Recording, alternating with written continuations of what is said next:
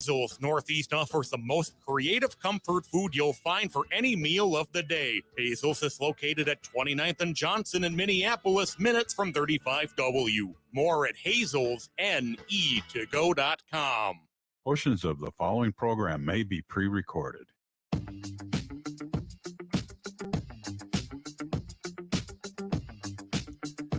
AM 950, the progressive voice of Minnesota, the Matt McNeil Show. Matt Patrick here on your Monday. We got a heck of a show for you. Dr. Joe's going to join us here in the 4 o'clock hour here. I got a guest coming in here in a second, but okay, so something happened this weekend, and this goes back to my traffic reporting days years ago, and I was at Metro Traffic. So I make no bones about it. I think I think there's great having a carpool lane, but turning them into toll lanes so wealthy people can basically have a class-tiered roadway system is, I think, a really bad way to have traffic. I mean, it's basically like the haves and the have-nots. And I've been very vocal about it. It's if you ever do the toll lanes, there have been most years I don't think they make their money back. They actually lose money on granting people, wealthy people, basically access to the carpool lane as a toll lane. And like I said, I'm not a big fan of class tiered roadways. I'm just not. That being said, so on Saturday, my wife had her official. It wasn't a holiday. It's their annual get together for her company. Her company had their annual get together, their annual shindig. And I was driving downtown. I was coming in on 394, and I was like, wow, they've got it. It was 50 cents. Usually it's 25 cents is the dirt cheap. I said, must be some traffic heading into the downtown. There wasn't any. And so now are we actually just trying to make money off of this now? It's kind of one of those things where we're just trying to make money and it's trying to gouge people, because I didn't think that was the purpose of it. The purpose, I thought, was to try to relieve traffic by trying to get wealthy people to take the secondary road, not basically trying to gouge people. Now, I was carpooling, so I didn't have to pay a dime.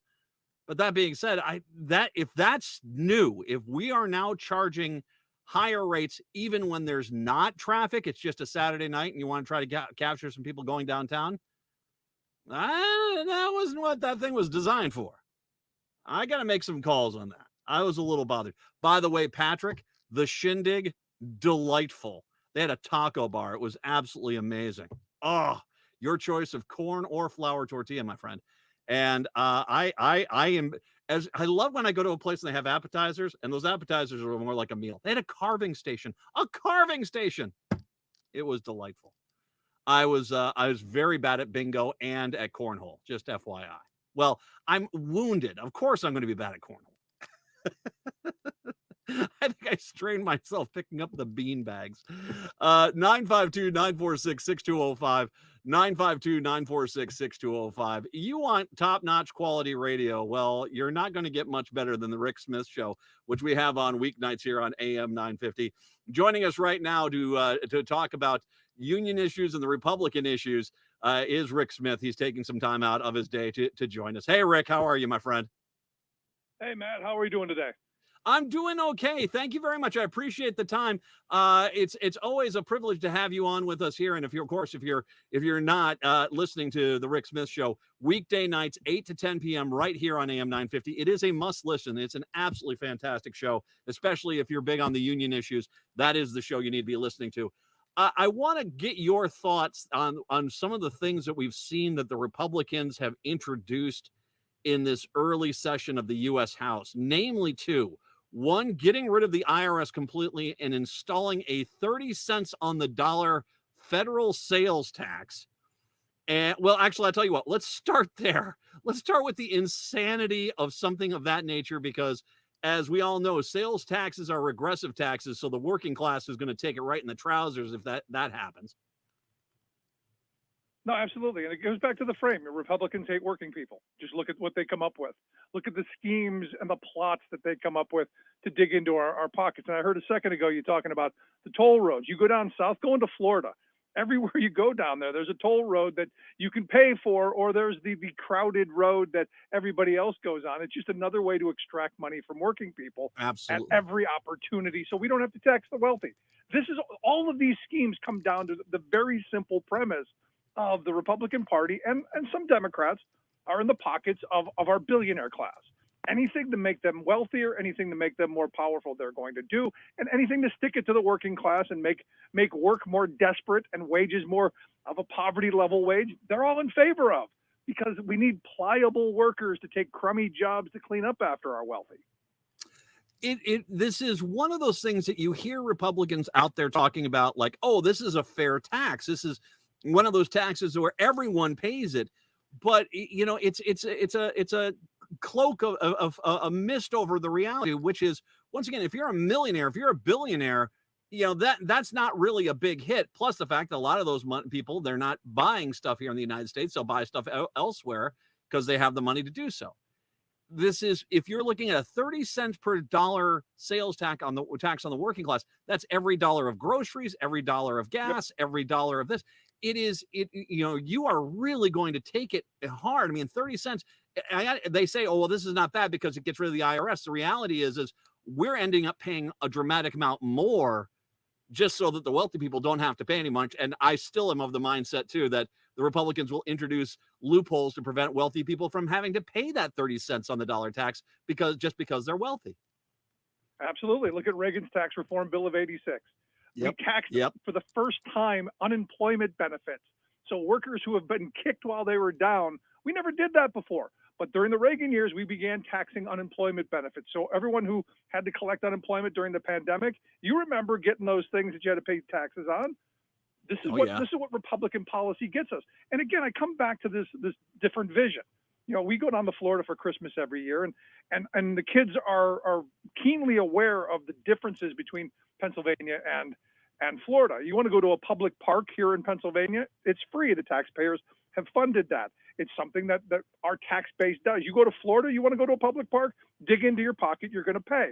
You want to drive across the street to get to the stadium to see a hockey game, you're going to have to pay a toll road. You do that here, the roads are paid. So it's a difference in mentality of how they're getting us. And in conservative areas, it's all about being in your pocket every second of the day and controlling your behavior by how little you have to spend. This is not new. This is what they've been doing for a very long time. It's their belief structure. And again, it's about sticking it to the little guy. It's interesting you bring this up because I've been to Pennsylvania. You live in a gorgeous state, and I've been to Pittsburgh, Philadelphia. Gettysburg is a wonderful, a must-visit destination for anyone that is an American, I think. You got to go. There's a lot of great places out there. I went out from Minnesota to South Dakota, and I went out to Rushmore. And when you get out to the West and you're there, the Rapid City, the first thing you notice is it's like some sort of dystopian world where almost all the people live in like mobile homes in the bottom of the hill, and there's a handful of wealthy people at the top of the hill in their gilded mansions looking down on the poor. And the roads are garbage. There are no outside of the one major park. There's some nice stuff in the downtown, but the rest of the town is just garbage. I mean, it's amazing how little, when you get to conservative states, how little they're doing for their citizens, and yet they keep voting Republican, which is the thing which really blows my mind. Well, it comes back to that meme that you see going around the internet. I vote Republican. I may not have much, but I vote Republican so I can make sure that those people behind me have even less. Yeah, and that's kind of the mentality. I mean, sadly, and here's the weird thing, and I've been on this kick for the last couple of weeks. We've got to start defunding some of these failed states. You look at Mississippi, Alabama, you look at Arkansas, who, I don't know if you saw that story of the guy that they locked up for a year and starved to death in solitary confinement because he pointed his finger. I mean, disgraceful. But, you look at the amount of federal money that goes into these states, and you have someone like Sarah Huckabee Sanders saying, Washington's hand stops at the cold water of wherever the heck she was talking about. We don't want Washington here, but we'll take your money. And this is where I go, at some point, states like New Jersey and Massachusetts and California have got to go, we're tired of paying for these welfare states. It's time to stop paying for these failed states who keep pushing us in a direction that is going to make our country worse. It's going to make us weaker, and it's going to harm the working class, as we've seen. Look, you look at those states, higher death rates, lower life expectancy, higher infant mortality rates, higher poverty rates, higher rates of uninsured, higher rates of no retirement. All the negatives are really high and all the positives really low, and yet we're funding this with our tax dollars. It's time we start defunding them. Well, and it's funny you say that. There's a local politician here in Minnesota who said Minnesota's turning into California and Illinois. I said, wait a second, we are? California's got the fifth biggest. Yeah, too. That's the fifth biggest economy on the planet. Illinois is the fifth biggest in the country. I don't, if you want to badmouth us, call us Mississippi or West Virginia, because I mean, that's where you really, those are the states that are having the issues.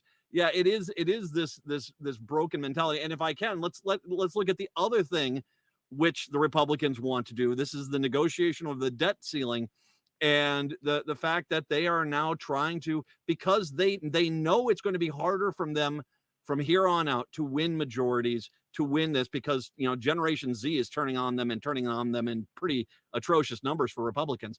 The thing what they're doing now is trying to get a minimal hold, a 10-seat majority in the House, and then use that to completely underwrite Medicaid, Medicare, Social Security. Every government social safety net program has to go, or else. And these, they're quite literally the guy holding the gun to their own head, and yet they seem intent on going through with this. And if it means destruction of the U.S. economy, it means the destruction of the U.S. economy. No, and the global economy. Let's not kid ourselves. As the U.S. goes, the globe goes as well. These are folks who, there are a number of them, and it's more than I think people, everyone says, oh, it's the 20. It's more than that. These are folks who want to shoot the hostage. Every time we come down to these debt ceiling crises, we have these 24 ticking bomb moments where we're ticking down to the last second. There are people who they want to shoot the hostage. They want to see what's going to happen, because the cruelty is the point. The point is, how bad can we make people's lives? You go back to that tax thing. We heard all up until the election, up until the day of the election, we heard nothing but about inflation and how inflation was killing us. Do you know what a 30% tax on every product you buy will do to inflation, especially for people at the bottom end of the economic spectrum who don't pay? The Mitt Romney 47% who don't pay federal taxes. Those are the people who are going to take it on the chin. And the problem here is, it's not just the inflation from the prices going way up. It's the problem of deflation when people don't have money to buy anything. And then we have another depression. And there's part of me that goes, they want to shoot the hostage to see, will that really happen? And that's the frightening part here, because these people have no conscience. They have no shame, but it doesn't mean they're not willing to do horrible and dangerous things. Just look at what they've proposed. Now, Social Security, the mentality is we have to save it. Got to save Social Security. And how do we save it? Well, by destroying it. Yes. We'll destroy it, and then, we'll bring it back, and it'll be a quarter of the benefit down the road, or if anything. Always been their wet dream list. Well, and I was going to say, we should remind people that as they talk about these cuts, it's not like you're going to get that money back. This is all about trying to find pockets of money still within the federal government that they can just give to the wealthiest Americans as a thank you. Remember me come campaign season, and remember me when I retire so I can get that big lobbying gig. And so they're looking, Absolutely. They look at the post office, they look at NASA, the Social Security, Medicaid. You're not going to get your money back. That is all money for wealthy people, so that these guys can get a good job when they're done. And that's all this is. So it really is. It's not only are they killing the program, but they're not going to give you the money back either. Isn't it remarkable, though, when you stop and think about it? Because if you know anything about Social Security, by law, it cannot add to the debt and deficit. Yes. So the fact that they're pulling this into a deficit, into a debt fight, is telling that this is the first club out of the bag. This is where their mind is. Not about scrapping the cap. If you really wanted to save Social Security and Medicare, you'd scrap the cap, and everyone would pay the same percentage of their income all the way up, like they want to do with their rehashed flat tax kind of sales tax scheme that they've dreamt up. It's amazing to me that we as working people don't do like the folks in France do. I don't know if you paid attention last week, but the workers were in the street in France because they want to raise the retirement age from 62 to 64. Right now, they're telling us in this moment, not 62, 64, 70 we got to get to. Hey, we got to do this. We don't have a choice. Did you see that knucklehead Republican who was Yeah. screaming, I know a lot of people who want to work until 80 years old, for goodness sakes. And good, look, if you can still be functional and work into your 70s and 80s, God bless you, do it. Nobody's stopping you. But what about those people who are busting their behinds working construction, working trucking jobs, working, heavy physical labor jobs whose bodies, sorry, not going to make it into their late 60s, probably won't even make it to 65. I know guys who are in their 50s who are broken down and are just dying to get the social Medicare age so they can retire. For me, this is, again, another one of these moments where, as a working class, we've got to reclaim our ability to have some dignity and respect in old age. This is about destroying that and making us more desperate, making us more exploitable, and also stealing from us. Because, again, you go back to it, look at the policies Reagan era forward. All this neoliberal supply-side voodoo Reaganomic nonsense has done nothing but rob the working class of this country. We've got a billionaire class who the hardest work they do all day is moving money from one pocket to the other, from yours to theirs. And we've got to come up with policies, and we got to stand together to stop this. I always love it when Republicans scream, you're trying to do class warfare. So I get news for you. Class warfare is going on, and middle and lower class are getting their ass handed to them. Let's just be honest about it. No, Warren Buffett said it. My class is winning, but we shouldn't be, and they shouldn't be, because, again, while they have all the money, we've outprocreated them.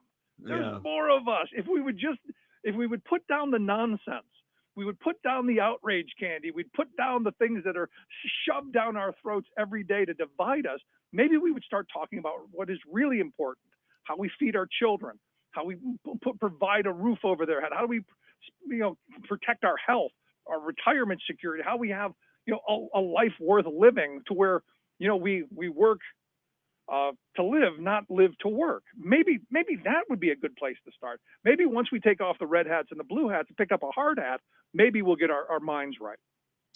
Do you want a good union story to finish out with today? Hit me. All right.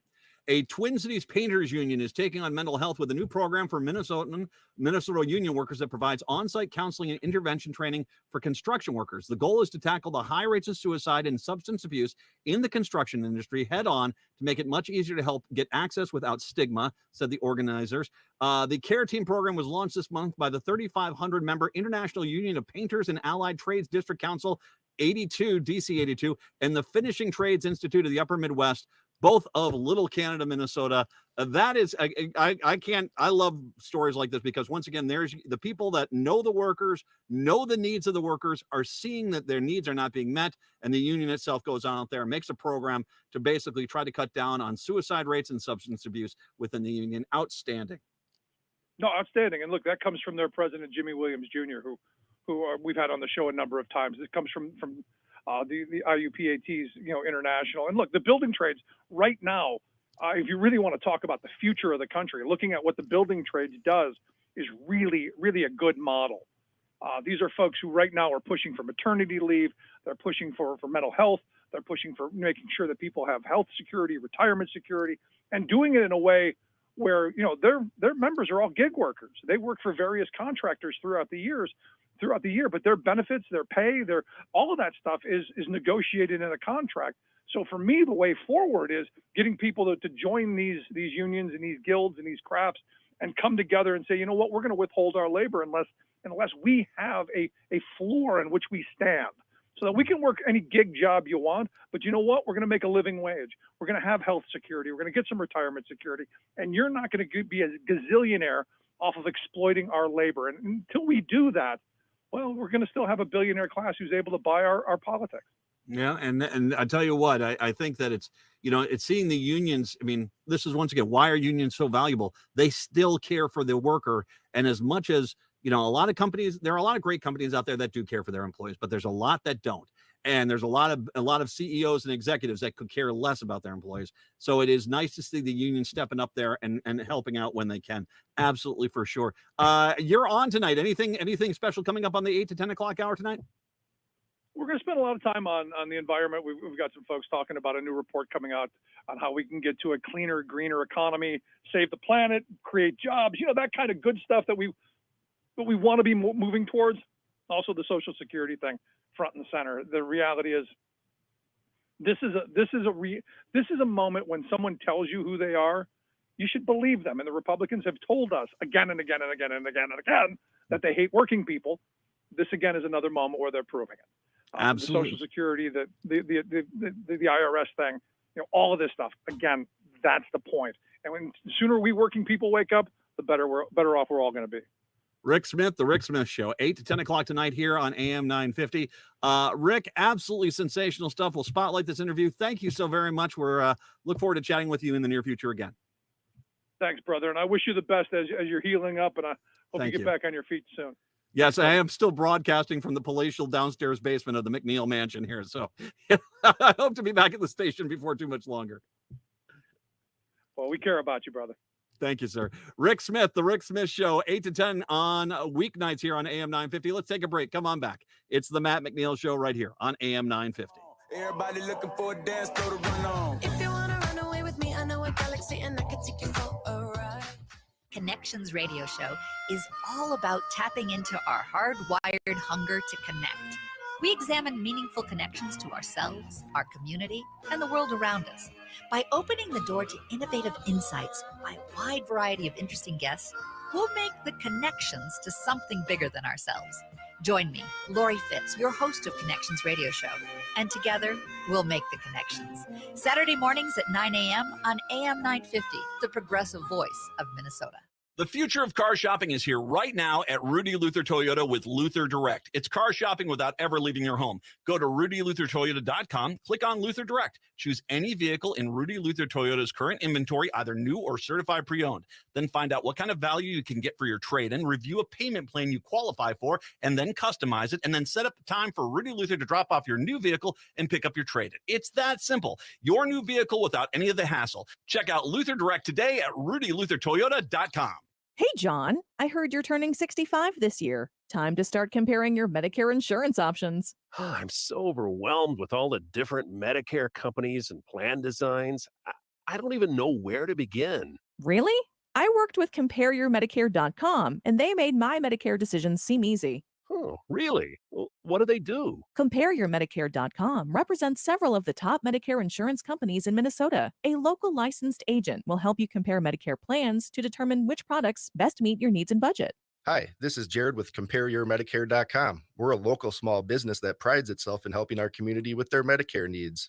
Medicare is complex, but it doesn't have to be. Whether you're planning to retire early or work past Medicare eligibility at age 65, give us a call. We can guide you through how and when to apply for Medicare. Go to CompareYourMedicare.com or call 952-465-0074 to schedule a consultation. CompareYourMedicare.com is part of the Minnesota Health Insurance Network of agents. Would you let animals pick your insurance? Do you really need to experience mayhem to get the best rates? Or how about a celebrity quarterback or fake university saving you money? There's a lot of marketing stunts when it comes to insurance, but what you really need is someone looking out for you.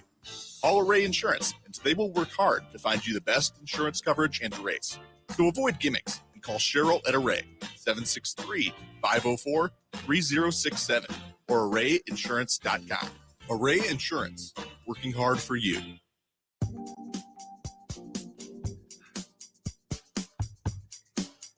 AM 950, the progressive voice of Minnesota. It's the Matt McNeil Show. 952-946-6205. Thanks to Rick Smith for joining us here today. Patrick, had not had a chance to say hello to you. How was your weekend? Did you have a good weekend out there? I was pretty good. I just kind of, I did a hockey game on Saturday. That was about it for exciting things I did this weekend. Did you find anything cool to watch over the weekend? I did. The Banshees of Inisherin. I saw that. That's the one that's getting a lot of Oscar buzz. A very Irish film. I mean, first of all, I'm going to just say, I'm okay. And if you don't know, I've got some very dear friends in Ireland. I've been over there multiple times. The godparents of my kids are all Irish in Ireland. And it's so I kind of, I'm not an expert by any means in the Irish culture, but I've got a lot of experience with the Irish culture. Enough experience to where I'm watching this movie, The Banshees of Inisherin, and of course they're on this island. It takes place on this island off the coast of Ireland. All right. And they're pouring Guinness out of bottles, and yet they're getting that nice firm head that you get only from a tap on Guinness, and I was like, that's not right. So I mean, it gives you a little. I know when you pour a Guinness, that's not how it looks out of a bottle. I'm just letting you know. So just kind of one of those things where it's you kind of get the I got a little bit of culture there. It is an insanely Irish film. It is a dark comedy, and I mean, heavy on the dark comedy. I mean, it is tough to watch, especially probably the last third of it is really tough to watch. But I can completely see how the four actors, the leads in there, Colin Farrell, oh God, I can't remember them off the top of my head. Colin Farrell and the rest of the crew. They all deserve Oscar nods. I mean, they are just phenomenal in this. Have you seen that one yet at all? I have not. No, you haven't. Yeah, it's like I said, it is very Irish. And I mean, it's stunningly beautiful. I mean, it's just this gorgeous this gorgeous scenery that you see that's just everywhere out, especially in the western side of Ireland. It's just absolutely gorgeous out there. And by the way, Colin Farrell has won a lot of the best of categories, including I think the Golden Globes. He won for that one there. And they've got best director, best this, and I'm rolling through here the best. They won't tell me the name. I'm going to get this here. Well, Barry, what's the name?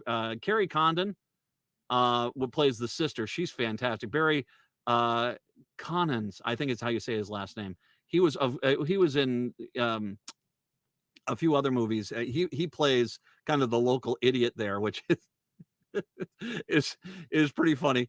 Yeah, it's just go see it. I mean, I will say once again, very it is. You're gonna it's gonna be one of those that it's tough to get through that third part of it, the last third of it, but it's a good film. Brendan Gleeson, by the way. Brendan Gleeson, of course, it was Mad Eye Moody. You've seen Harry Potter, right? Yes, I have seen those movies. Yeah, the guy that plays Mad Eye Moody, who, by the way, was phenomenal in Mercedes Man. That adaptation they did of the Stephen King book, I think it was on Apple TV. That was Brendan Gleeson too. Also, just absolutely sensational. You know, he gave his all in that story. in that. I'll just leave it like that. He gave his all. 952-946-6205. 952-946-6205. So I want to come back. I'm going to take a break. Come on back. I have got to tell you how stunningly shocked I am at the response to something I posted this weekend in regards to guns in the wake of yet another mass shooting here in the United States. And I'm stunned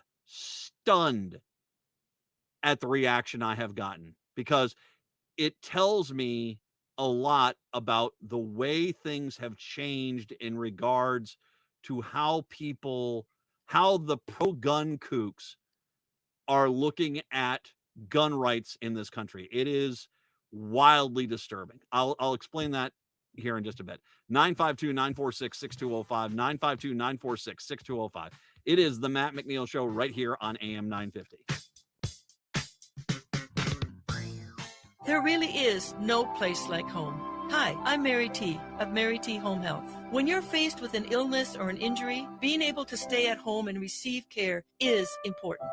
Our home health offers a wide range of services, including skilled nursing, physical, occupational, and speech therapies, aides, homemakers, in-home respite care, and 24/7 live-in care. We'll work closely with your primary care provider to come up with an individualized plan for you. Learn more today at marytinc.com. The new year is here, and it's time to take advantage of Zero Res's best deal of the year.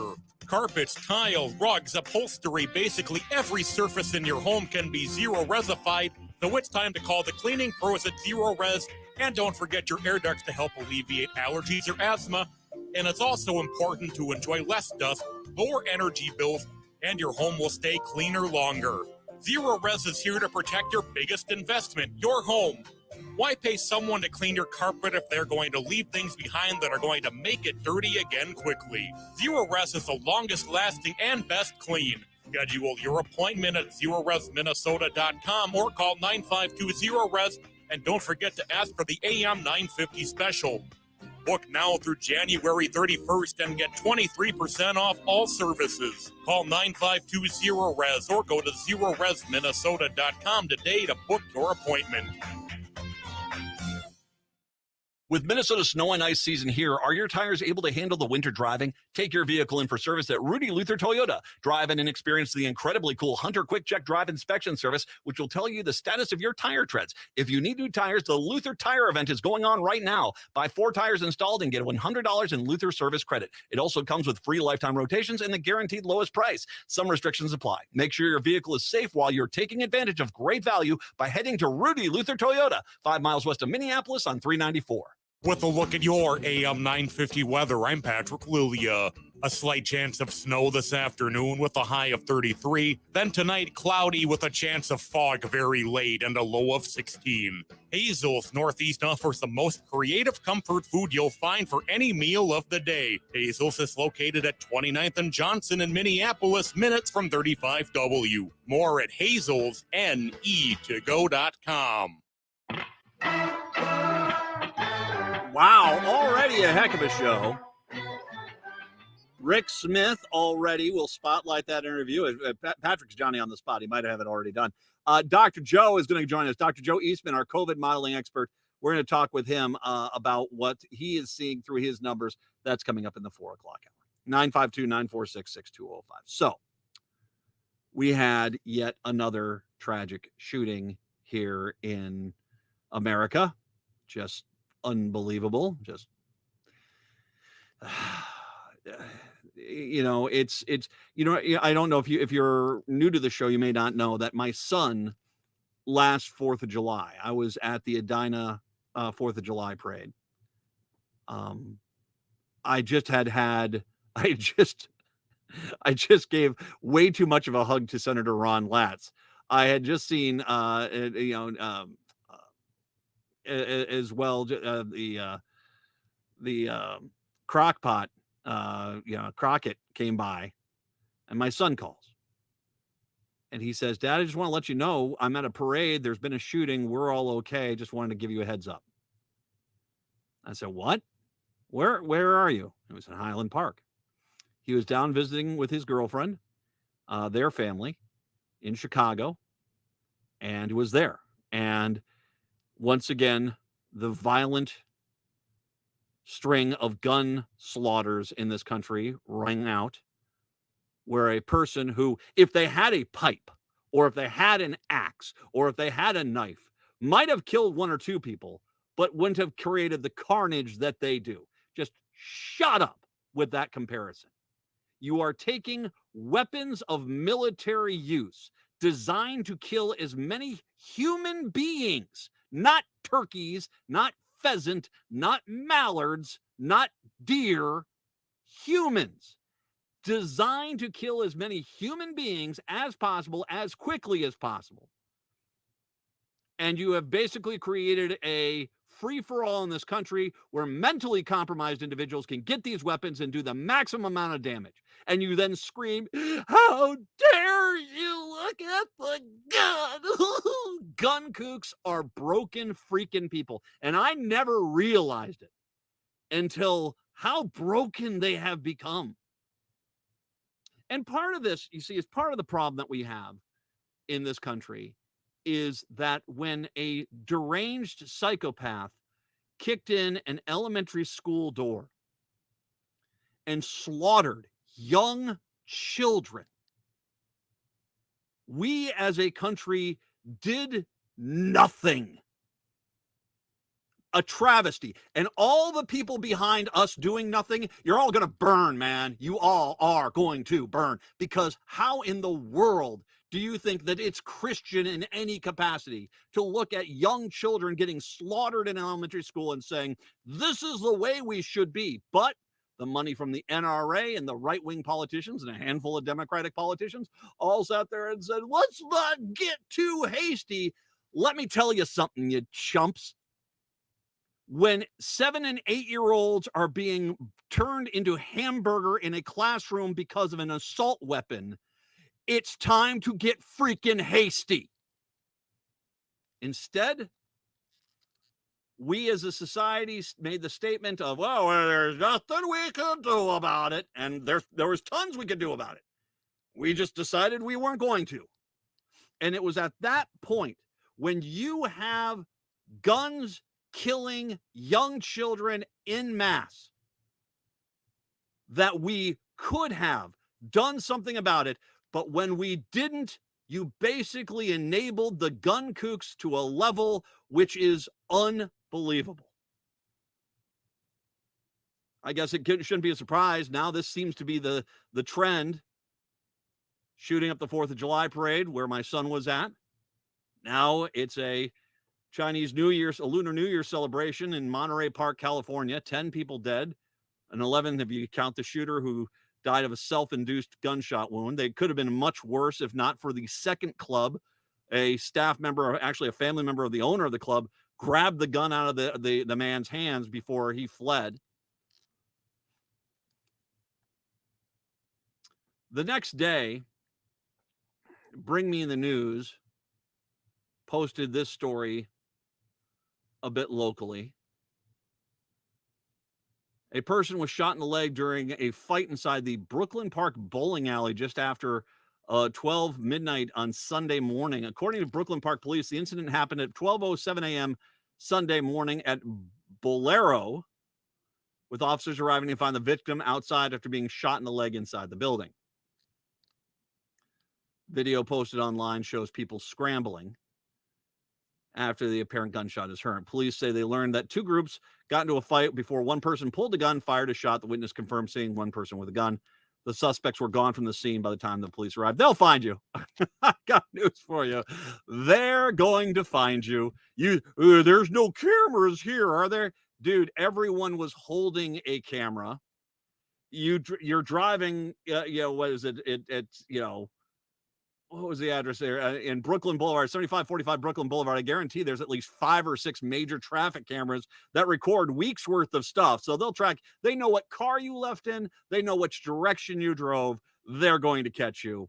Good luck with all that. That being said, I made a tweet because when I'm not so much with the Monterey Park, California shooting, but with this shooting here, I have very little doubt that this is an illegally obtained gun. I do not think that someone went out, did their due diligence, went to a gun dealer, filled out their form, went through the waiting period, got their gun, got the carry and conceal permit. I doubt that was the case. My guess is this was an illegally purchased gun that was there. And I made this point.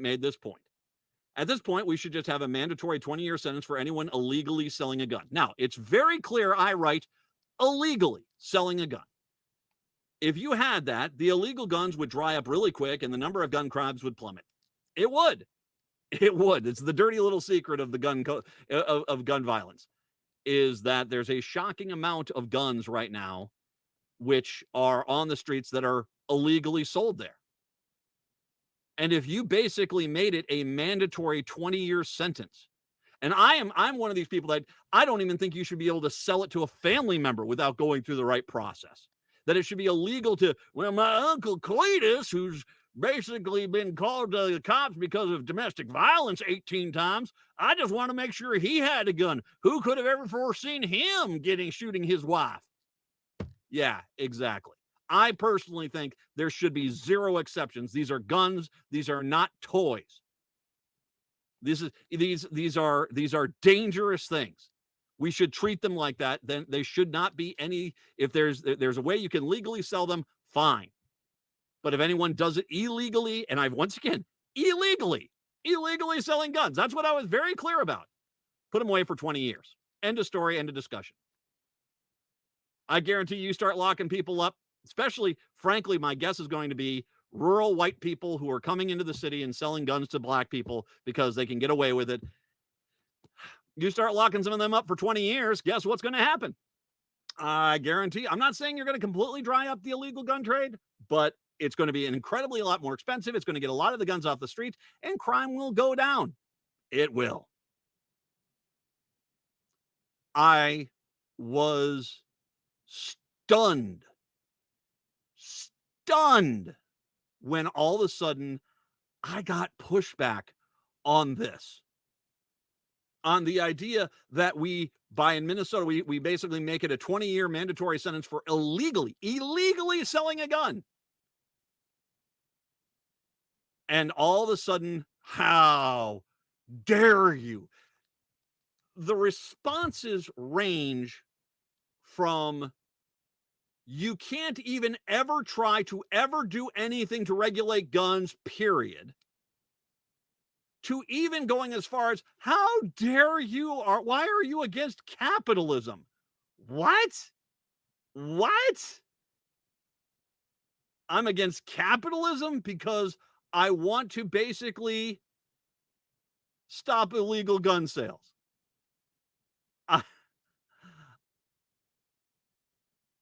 By the way, just this coming in right now, 2 students dead, a teacher injured at a shooting in Des Moines, Iowa at a charter school. This is America. This is America.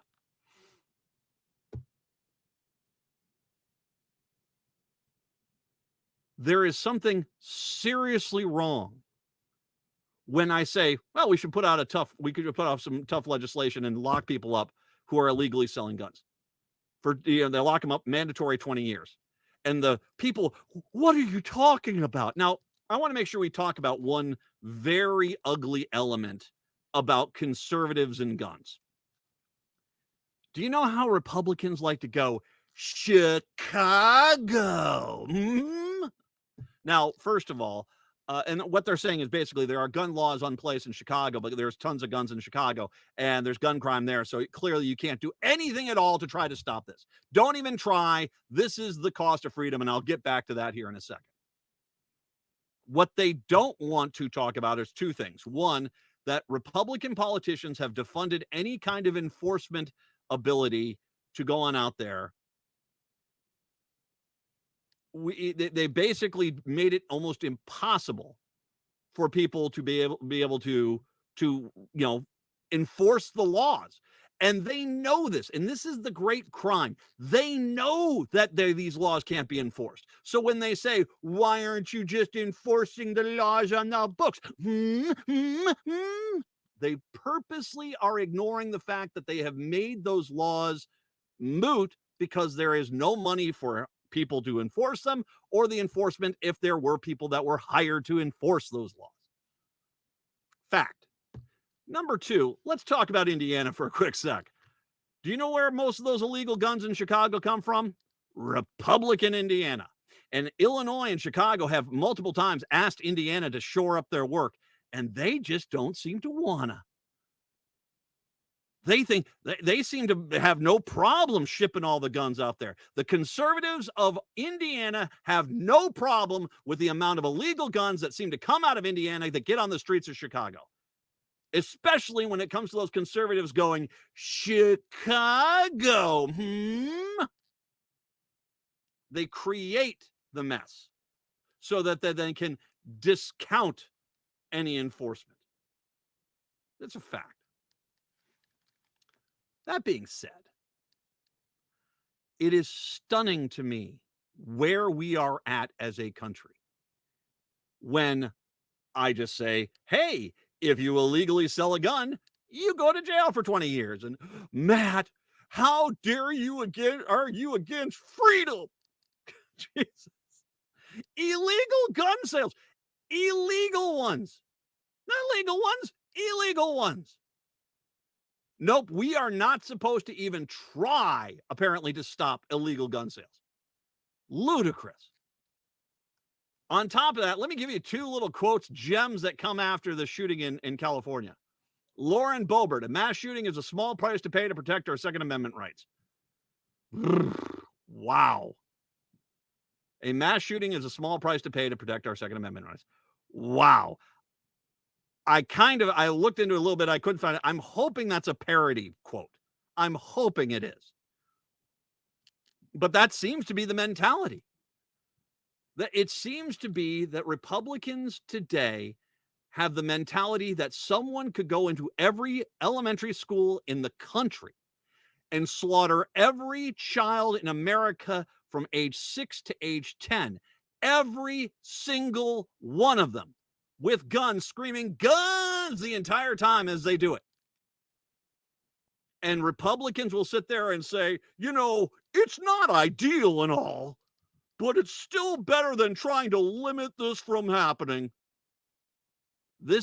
We are in broken freaking times. How about Representative Mike Loychik? An AR-15 today is no different than a musket in 1791. Okay, counterpoint, yes, it is. An AR-15 today has a magazine that can shoot off, 12? Is it 10? 10 is the magazine that comes with it. You can easily get a 12, 15, or go get one of those banana clips that allow you to really go at 40, 50 sometimes. Tape them together, got a ton of rounds in those. A front-loading musket took you usually a minute to reload. I have been to historic Fort Snelling. That was the 1820s. They have the demonstration. It wasn't a quick process. So first of all, Representative Mike Loychik, you're a moron, because no, those are wildly different. That'd be like saying a slingshot is the same thing as an ICBM missile. No, those are wildly different things. He then goes on, because idiot boy can't stop the pie hole, an AR-15 is the exact type of weapon the founding fathers had in mind when they wrote the Second Amendment. No, they didn't, because there wasn't any multi-shot weapons available at the time. Maybe a shotgun, a 2-shot shotgun. I don't know. When was the 2-shot shotgun invented? But not 40 rounds, not slaughtering people at a lunar festival, not slaughtering people on the 4th of July, not slaughtering kids in schools. No, the AR-15 was nowhere near the mindset of the Republican or the founding fathers, or even the Republican mentality of the founding fathers. They had no clue what was coming down the line. So you're just stupid. But here we are, because we did not clamp down on this crap at Newtown. Look at the mentality. Nope, we have to have gun slaughters. We have to have gun slaughters. We have to have gun slaughters. At what freaking point are we going to wake up and say, F you? No, we are not going to have these gun slaughters anymore. I am tired of this. I am tired of this crap. Weapons designed for military use to slaughter as many human beings as quickly as possible should not be available to the general public. Period. And yet, you even talk about stopping illegal gun sales, and the gun kooks act like, why are you stopping illegal sales? What is wrong with you people? Is the whole goal here to get to a point where everyone eventually gets shot, and the people who are lucky enough to survive finally say, well, guess this was a bad idea? I guess so. You're all broken people. You're all broken freaking people. Ban the assault weapons, for God's sakes. And somebody, will somebody give Representative Mike Loychik a freaking book? How the hell does a guy like that even get into politics? How do you get elected, you moron? Dear Lord. 952-946-6205. 952-946-6205. Take a break. Come on back. The Matt McNeil Show right here on AM 950. This is Gregory Rich, host of Drink in the Style and owner of Habitation Furnishing and Design. People often ask me, why habitation for my home? Well, I could give you hundreds of reasons. I could talk about the extensive collection of furnishing suppliers or our exceptionally talented design team. I could talk about service, but the truth is, habitation clients come back room after room and home after home, and that speaks volumes. Habitation puts some drama into your interiors. Hi, this is Frank Brown, owner of Minuteman Press Uptown, Minnesota's only minority-owned union printing company. But we are not just another print shop. We are a marketing and promotion company that has over 100 years of experience in helping clients not only with their printing needs, but also with their marketing strategies. We offer marketing ideas for clients from targeted direct mailings to digital geofencing. I am passionate about helping businesses grow. Frank and his team at Minuteman Press Uptown have been great to work with. They always come with fresh marketing and promotion ideas that help us grow. But that is not the only reason I choose to work with them. Check out their Google reviews. I choose Minuteman Press Uptown because they match the values of AM 950. They pay above livable wages, stand up for social, racial, and economic justice. Call Minuteman Press Uptown at 612-870-0777 or visit mpuptown.com. See the difference they can make with your company. They print everything. Better Futures Minnesota's Reuse Warehouse has big news. We have a brand new online store. Check out reusebfm.com.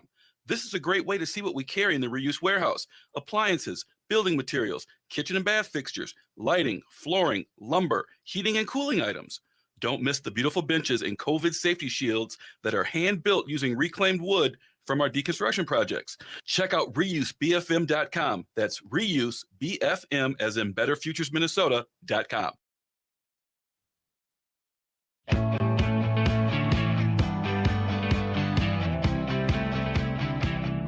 AM 950, the progressive voice of Minnesota, the Matt McNeil Show. Yeah, I and I think once again, what you're really seeing here is something I wrote on a second post this morning, kind of in this unbelievable, really? You guys are for illegal gun sales. This is the hill you're going to die on now. Is like, we have to make sure people can illegally sell the guns. Really? Because and you can say, well, that's not what I'm saying. Well, yeah, it is. We shouldn't have any penalties for that. Well, that seems to be really pro illegal gun saley. So yeah. I wrote this morning. It's clear many pro-gun people insist we do nothing to try to stop this. Not because we have and it's failed. Actually, it's been successful in states. As a matter of fact, you go look at where gun crimes and gun violence is the worst. It's states with the least gun laws. States with the most gun laws actually have substantially less gun crime and deaths due to guns. It is true. So it has worked when it's tried to be regulated. And regardless of how many countries successfully regulate guns, we do that. They're terrified of regulating the guns because of one simple thing. They know it will work. Now, once again, common sense gun regulation all falls within the purview of the Second Amendment. This idea that everyone has to have a gun lock and loaded, round in the chamber, safety off, finger on the trigger at all times is this desperately depressing worldview of sad individuals who are so desperate for some opportunity to save Nakatomi Plaza from terrorists because their lives suck. They're 50-time losers who think that somehow that gun's going to make up for it. That's not what the Second Amendment says. You can regulate a well-regulated militia. You can regulate these things. And that's the reality is these people are terrified of gun regulations getting passed, and they work. So that's why this whole new thing of gun slaughters are an unnecessary evil, that the founding fathers wanted everyone to have a freaking bazooka, and that if you even try to stop illegal gun sales, well, you're making Jesus cry, I guess. I don't know. But the reality, the failure of this country was when young children were slaughtered in a classroom by a psychopath with an assault weapon designed for military combat. Our country, led by the Republicans, said, that's perfectly fine with us. And hence, here we are today. Hour 2, Dr. Joe coming up. Check out the award-winning Hazel's Northeast in Minneapolis on the corner of 29th and Johnson for a delicious meal any time of the day. Breakfast favorites include Jean's Mean Fried Egg Sandwich and the Drunken Banana French Toast. While for dinner, try selections like the fabulous Swedish meatballs or wild rice gumbo. Hazel's Northeast is located on the corner of 29th Avenue and Johnson Street, just a few minutes away from 35W. View Hazel's menu, make a reservation, or place a takeout order at hazelsnetogo.com. Hi, this is Paul Metza, inviting you to listen to the Wall Power Radio Hour every weekend on AM 950. We are on at 6 p.m. on Saturday. We feature artists, musicians, raconteurs, private detectives, and more. 6 p.m. Saturday night on AM 950. Wall Power Radio Hour. It's Brad Friedman, your friendly investigative blogger, journalist, and host of the Bradcast on AM 950, KTNF, St. Louis Park, Minneapolis, St. Paul, the progressive voice of Minnesota. AP News. I'm Ed Donahue. An 11th person has died from the dance hall massacre near Los Angeles, blamed on a 72-year-old gunman who was found dead of a self-inflicted gunshot. At the White House, this is Press Secretary Karine Jean-Pierre. Last night, the president lowered the flags at the White House to half-staff to honor those who lost their lives this weekend. In Memphis, the family of Tyree Nichols, the man who died after a violent confrontation with police during a traffic stop, has seen video of what happened.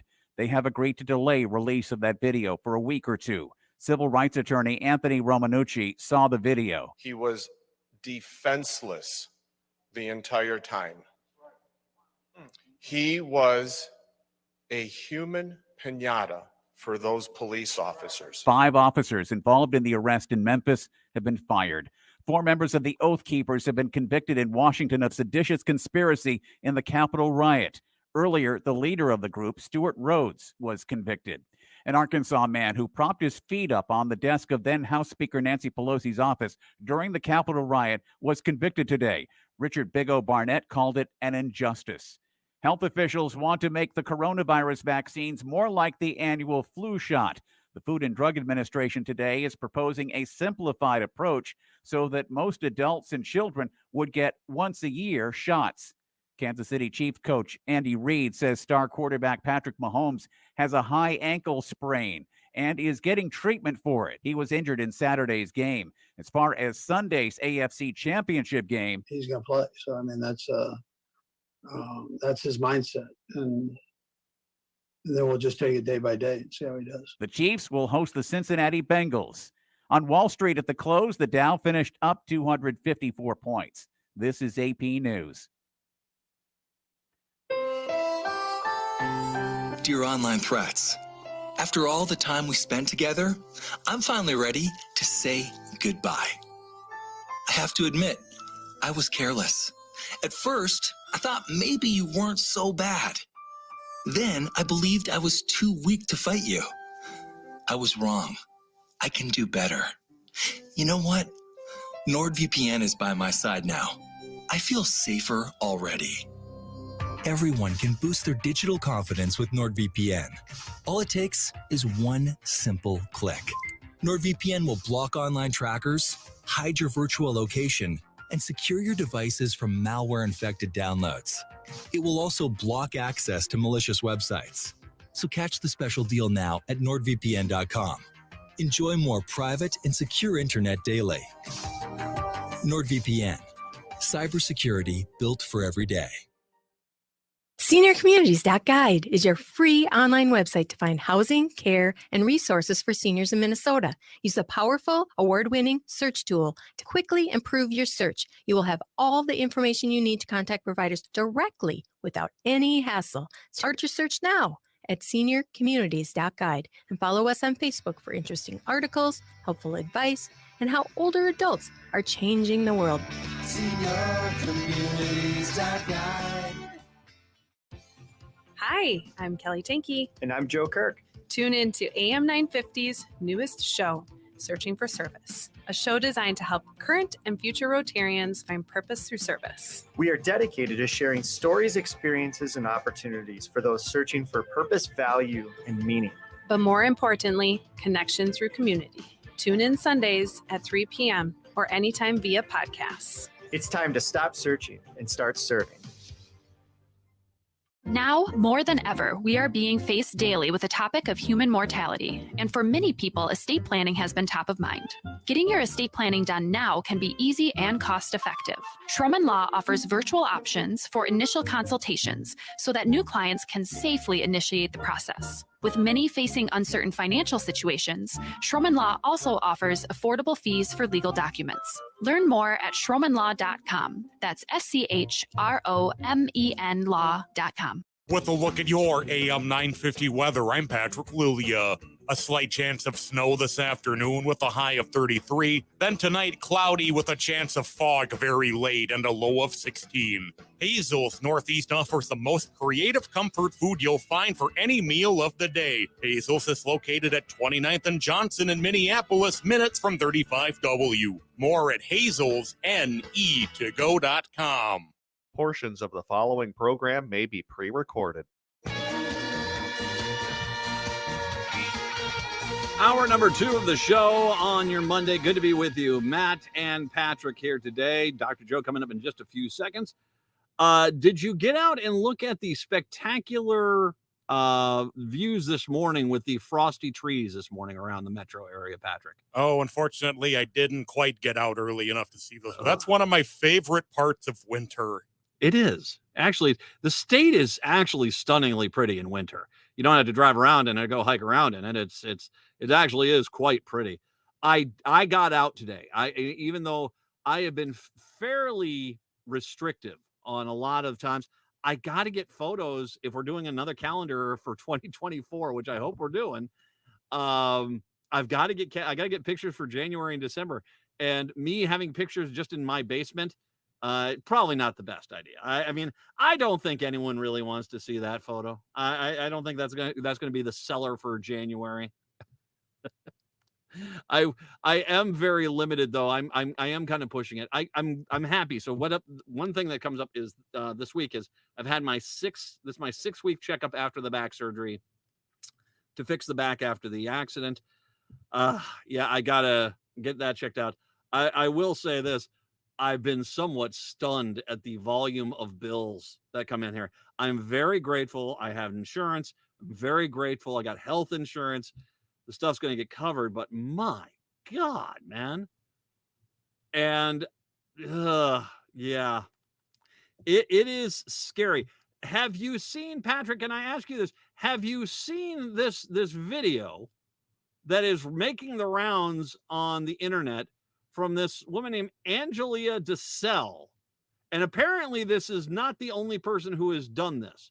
Multiple people are putting out these videos where they're trying to look like they're shaking violently because of their Pfizer vaccine, and they just are violently shaking. But as many medical people have pointed out, that if you're having seizures, that's not what it looks like in any capacity, that it looks completely and totally like, well, they're trying to pretend this. Have you seen any of these videos, Patrick? I actually have seen one video. It's like, oh, it's a healthy, vibrant person, and no, a year after the shot, and you can see the person kind of barely able to walk across the room, and I'm like, Angela's funniest moment here is at the end when she sits down and she shakes her legs so randomly. That's not real. I can tell you this right now. One of two things is going to happen. Either if you are really, if this really did happen, you should be suing the Pfizer or Moderna or whoever for doing this to you. Because if you're not suing them, I can guarantee you they're going to be suing you for defamation, because it sure seems like you guys are making this stuff up.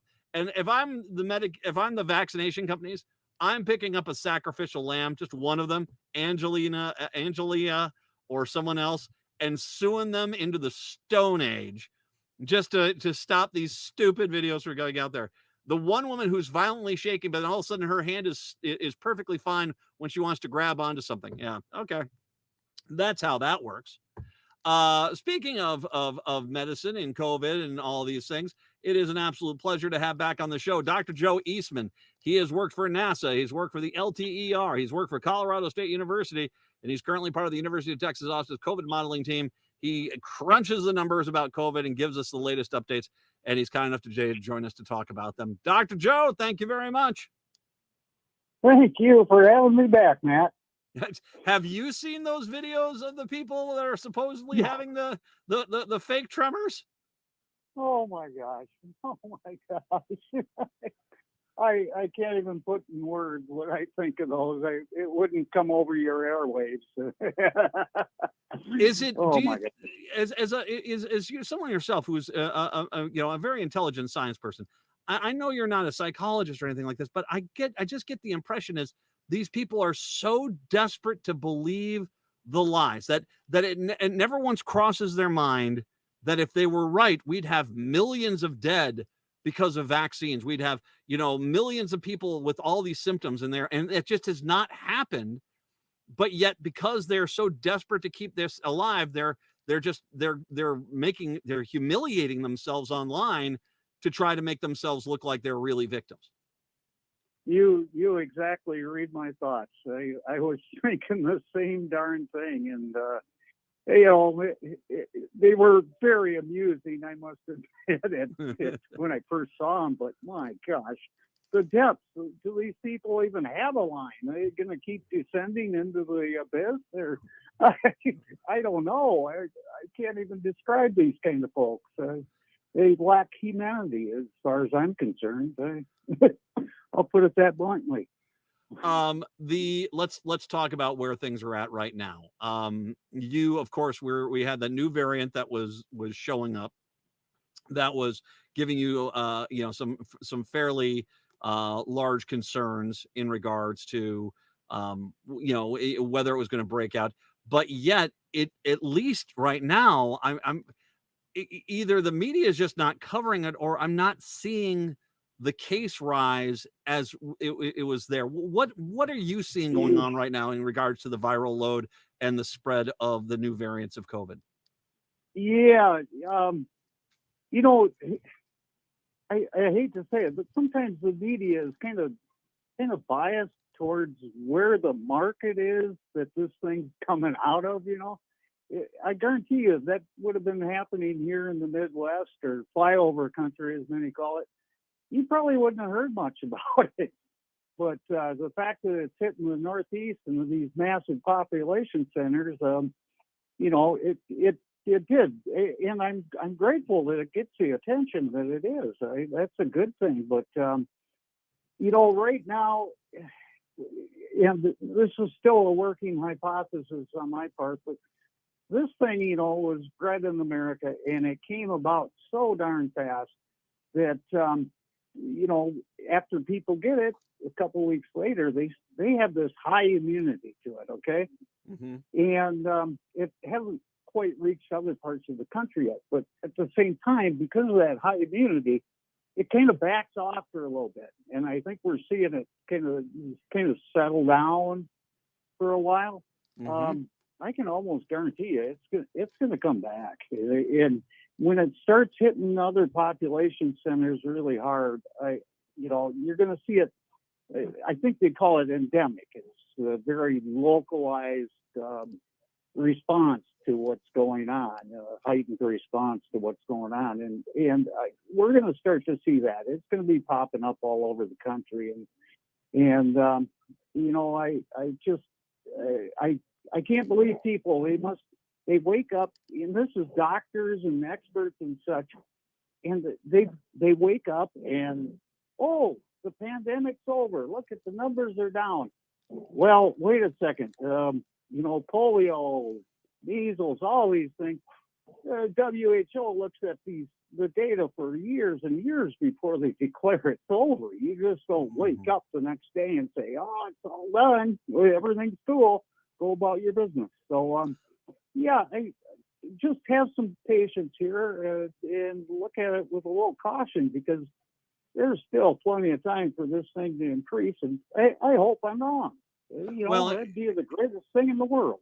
And that's the thing is, if if we're wrong, we're wrong. Great. But if you're wrong, if you're wrong, yikes. When you talk about the East Coast, let's talk a little bit about that. I mean, how bad is it getting? I'm guessing Boston, New York, Philly, DC. How bad is it getting on the East Coast right now? Yeah, they've kind of reached a little bit of a lull right now. It peaked about a week ago in most of the spots on the East Coast, but the hospitals are still seeing a pretty dramatic amount of beds occupied right now. And the other thing is, you look at the death rates right now and what the reported cases are according to the CDC. 50,000, but wait, they're reporting death numbers around 600. That doesn't quite jive up. If you, I don't know if you've heard of an adjoint model, but most people probably haven't. It's basically the model runs backwards, and you go back to some initial conditions to get the idea of what was really happening at that time. So if I apply that to the number of deaths we got right now, that implies that there should be about a little over 3 million active cases reported if we were catching them all right now. So that gives you an idea of what's going on, and the trouble I have trying to wade through all these numbers. It's just really tough, and the model's all over the place. I'll say that right now too. I got one that's predicting 60 million new cases a day in the middle of February, and another that just says about 2 million. That's why I hesitate to publish things right now, because I don't want to alarm people unnecessarily, but then again, I want to let them know what's possibly going to happen. So that's kind of where I'm sitting right now. Well, and when you're looking at, and we got this new variant. Now, I'm going to just let you know, my daughter this last week, Wednesday, Thursday, parts of Friday, the weekend before, was exhausted. If you basically were to tell me what she had, I'd almost say, I'll guarantee she had COVID. We tested her repeatedly. It wasn't coming up as positive. Now, were the tests flawed? Were we not doing it correct? It could be, possibly, obviously there's getting tested now is not nearly as easy. This is a problem because I've heard that this the XXB, or XBB rather, this variant, the subvariant that we're running through right now, that a lot of people are feeling like the tests are not, the vaccines are not necessarily working really well with the XBB, nor are the tests, and that, and that was the one thing I can worried about, because like I said, this is a kid that is not a napper, is not someone that takes a lot of naps or is really tired. She was out like a light for 3 days. And so, she's doing better now. She's doing better now, but still, I mean, how concerned should we be that the testing and the vaccines that we have right now are starting to get so far away from the variants that we are experiencing that they're just not reliable? Oh boy, you hit the nail on the head. We should be very concerned right now. The XBB.1.5 is 21 times more efficient at evading our vaccines than the original Omicron, which the new bivalent booster was designed for. It's basically saying, I don't see you. I'm going to infect you. I don't care. And then the other thing is the testing. These home tests are, they're not worthless, but boy, they really got to be taken with a grain of salt. Their accuracy is you might almost flip a coin if you get symptoms with these tests. It's unfortunate. And, they're closing down testing sites all over the country. And, what are people going to do? Well, and when I was at the hospital with the car accident, a month plus ago, the test they do is that they do that deep nasal swab, and people, you're just not going to get people that are going to do that at home. That's not something it's kind of it's against the better judgment of people. And I think, and that's the first thing I thought about with my daughter is this one of those cases where we need to go in and get one of those deep test and nasal swab tests to make sure, because when we used to go get COVID tests, like we do one of these drive-in clinics, they'd always do the quick test and then they would do the deep nasal test. And it seemed like that was the best way to do it, because you could get a quick response, but then they could come back and tell you, oh, by the way, that quick response was wrong. And today, unless you, I guess for most people, unless you're going to a hospital, you're not going to get that deep nasal swab anymore. And that really seems to be the one that tells you if you've got it. You're spot on there. It's unfortunate that the access isn't there for people to do this, because you get a lot of people wandering around. Well, plus there's the asymptomatic, which is up to about 20% now. But you got people wandering around and like, gosh, I just don't feel right. What's going on? My tests don't show anything. And they very well could have it. I mean, hopefully your daughter didn't have it. I pray she didn't. But you know, you can't know unless you get the good tests that hospitals deliver to you, and it's kind of sad in a way. And you know, and then we come out today and we hear the FDA saying that they're transitioning to a once-a-year COVID vaccine. Boy, you know, people like me that have been stuck at my house for, you know, since this thing started, and a lot of others that are immune suppressed and other complications and kids and stuff, you know, that tells me it's like, I surrender, I give up. You know, the heck with you. Really? You can just stay home and we'll go about our business and keep mutating this virus. It saddens me. So and because I was going to ask you about that, because that is the new recommendation is, you know, once a year with your flu shot, you get a COVID shot now, which I think makes sense. I mean, to a point, but it does seem to be, considering this is a virus which in any given year we seem to get 4 or 5 varieties. The way I understand flu shots is there's a suspicion of what's going to be the primary flu variant in any given year, and they gear that vaccine for that specific flu variant. Doesn't mean that you can't get a different variant, doesn't mean a different variant can't come through, but there does seem to be a level of protection that comes with that. COVID seems very different. And then I think that, as you said, it's these, like this XBB variant, it's very different than the other ones that we were having before. You know, do you feel as if we might get to a point where it might just be a biannual? I mean, I think a biannual vaccination, probably if we kind of got into more of a program like that, at least that seems more successful, or at least more proactive towards the COVID variant, the virus itself. Right. Yeah, there's a couple of schools of thought there. One thing is, you know, as you mentioned, when you look at the flu versus COVID, flu's been around for thousands of years. And, you know, boy, a lot of people died from it back in the early times. Still do, and yeah. It's evolved. And what's that? They still do, too. Right. Yeah. Precisely right.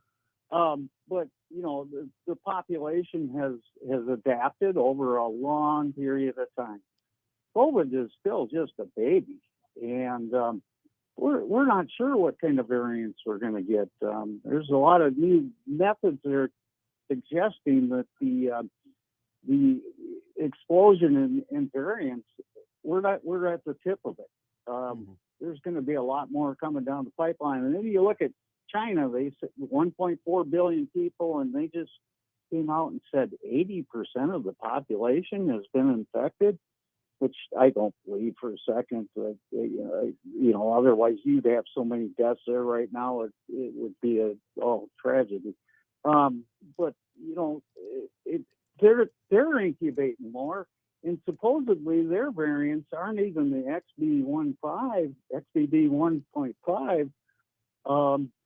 but they're older variants that are circulating through there right now. So when the other ones hit that population, it's going to be Katie bar the doors, I think. And they still haven't realized what is the full impact of Corona and in terms of economics and supply chain too. I mean, you want to put a dollar amount on it, there you go. We could be headed for a rough time again in terms of the world recession. So there's so many factors going on right now. It's hard to keep up with it sometimes. Well, and I saw the story in China that their population has actually dropped, and they feel as if it's COVID related, that people are just, you're not going out that much. Do you really want to raise a kid in China is different than the United States. In the United States, even when the most people were dying, people were like, I want chicken wings at a bar. And you're like, really? China is different, but it is kind of one of those things where I think the social impact of COVID, I mean, that's the next thing that we're going to talk about. And I'll give the floor to you on this. Not only let's talk about the long-term impact, but let's talk about the social impact, because I think that we're still not done with this. And we don't realize the ripples that are coming off of this COVID pandemic and how they're going to change us. I mean, how many people I was at my wife's holiday party this weekend, and so many of the people she hadn't even seen before because in person, because they're all doing it remotely. I think the way we work, I think the way we have families, I think a lot of this stuff is going to get changed by COVID. I agree with that. And you talk about drinking. My latest update newsletter, the rise in alcohol consumption among our youth is just it's going way up. And you don't think about these other little subtleties that are going on based on our changes in our social behavior, and it's kind of frightening when you think about it. There's a lot of things that are causing depression, and this country still doesn't know how to deal with mental health properly, and there's so many impacts we're going to see down the road that it's astounding. It really is. One of the things I wanted to make sure I mentioned here as well. This is the last week's report. We did lose 54 people in 1 week from COVID, and that's, once again, these are numbers that blow my mind, because prior to COVID, if we had anything in Minnesota that killed 54 people in 1 week, the entire state would shut down and try to figure out what they could do to stop it. Today, it's not even a speed bump on the news cycle. And I hope this is the part that I really do. I still is annoying me a lot, is the fact that the way that we look at human life now as so little that, just who cares? 54 people died. 54 people died. That's, basically almost 6 a day. Almost 8 a day. Yeah, I know. And your discussion on gun slaughter, I mean, people, oh man, I just can't fathom it, to tell you the truth. People have become so desensitized to human suffering and tragedy that I feel we're losing a large part of our humanity through mass media and things that are, just kind of like, well, okay, this happened again, and you don't see the real impacts of it. People got to experience it personally, generally, to really react to things a lot of times, and that's something that I think has become a norm because of desensitizing our population to violence and other forms of suffering that are going on. Well, and how about Dr. Joe? How about if you had one of these COVID deniers who got sick and was really sick, and then came out and said, boy, I was wrong. This is dangerous. This is nasty. You need to get vaccinated. Instead, they do everything in their power to shut down and prevent anyone from finding out how they died. There's far more effort to basically preserve their anti-COVID legacy than there is about trying to help the population. And I think there's a huge difference in just 5 years of where we are as a society and our humanity, is that the inability of people to say, guess I was wrong, everyone should get vaccinated, be careful with this. Nope, it's about, it sucks to be me, I've been horribly wrong, but I'm going to die, and I'm going to make sure that my ill-fated advice goes on forever. Oh man, yeah, you're spot on with that observation, man. It saddens me, and I don't know what is the solution. How are we're gonna start turning this thing around? I struggle with that daily. Yeah. It's always one of those things in the back of my mind. Thankfully, we got people like you, and oh gosh, I gotta say, I had goosebumps at the beginning of your show. You and Rick Smith in the same spot. That's like a dream world for me. Rick is, Like, I am, yeah. my show is better when you are on it. My show is better when Rick Smith's on it. This has been a nice show so far. Rick is absolutely top notch on this. It's always a pleasure to have him on the air. And I know that you enjoy both Rick and mine. So I'm glad that we're able there. And make sure you catch his show 8 to 10 at nights here. One last thing here. Is there another vaccine or another booster that's coming out here? I've seen some mixed reports on that. Yeah. Well, there's a couple different paths that are going on, and we're kind of on the edge of this, the whole genetic engineering thing. I mean, we're at the tip of the iceberg on that. That's really exciting stuff, and I did put something on that in my newsletter too. Okay. Yeah, there's a push for a more universal vaccine, and then there's another push to update the bivalent. And if I look at it right, and from what I've read, it's been very, very sparse information on it. I don't know if it's the drug companies wanting to keep things secret or what's going on exactly, but we're looking at probably a year away from any kind of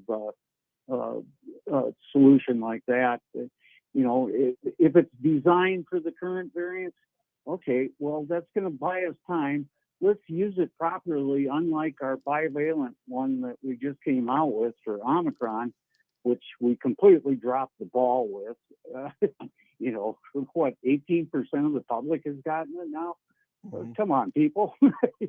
It helps, even if it doesn't prevent the infection of the newer variants, yes, but it helps in your outcomes and your hospitalization rates and all these things that just trickle down on so many levels. So, keep it up, Matt.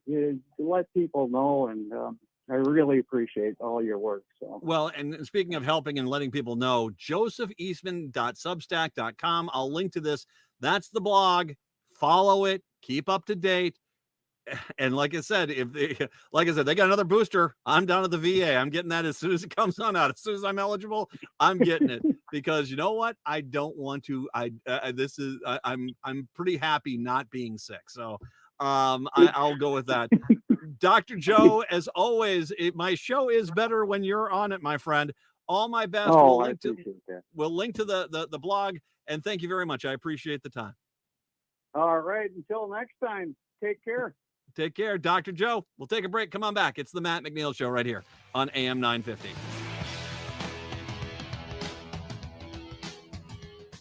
Now, more than ever, we are being faced daily with the topic of human mortality. And for many people, estate planning has been top of mind.